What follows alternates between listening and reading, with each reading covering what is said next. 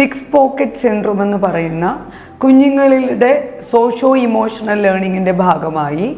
ഒരു mental health disorder അല്ലാതെ സാമൂഹിക ഇടപെടലുകളുടെ ഭാഗമായി കുഞ്ഞുങ്ങൾക്കുണ്ടാകുന്ന ഒരു സ്റ്റേറ്റ് ഓഫ് മൈൻഡിനെ കുറിച്ചിട്ടാണ്, അല്ലെങ്കിൽ ഒരു സ്വഭാവ സവിശേഷതയെക്കുറിച്ചിട്ടോ സ്വഭാവ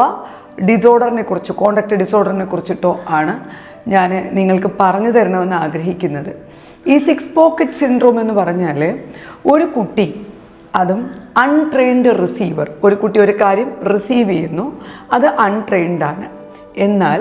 കൊടുക്കുന്ന ഒരാൾ, അതായത് ഗിവർ എന്ന് പറയുന്നത് father mother, father mother and father father, grandmother grand father,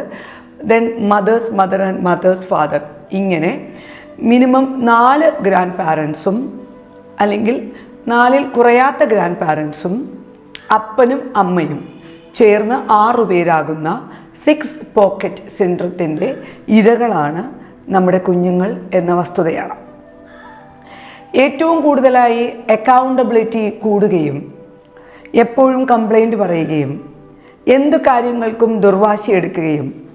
ഏതു കാര്യങ്ങളും നേടിയെടുക്കാനായി കരയാതെ എപ്പോഴും എല്ലാം തികയുന്നതിന് മുന്നേ തന്നെ അവൈലബിൾ ആവുകയും ഒരു സാധനങ്ങളുടെയും വാല്യൂ മനസ്സിലാകാതെ വരികയും ഞാൻ എല്ലാം തികഞ്ഞതാണ് എന്ന തോന്നലുണ്ടാവുകയും ചെയ്യുകയും അന്യൻ്റെ ബുദ്ധിമുട്ടോ ഇല്ലായ്മയുടെ കുറവുകളോ നമ്മുടെ കുഞ്ഞുമക്കൾ അറിയാതെ പോവുകയും ചെയ്യുന്നതിൻ്റെ പ്രധാനപ്പെട്ട കാരണങ്ങളിലൊന്നായി സിക്സ് പോക്കറ്റ് സിൻഡ്രോം കുട്ടികളിൽ ഡെവലപ്പ് ചെയ്തു വരികയാണ്.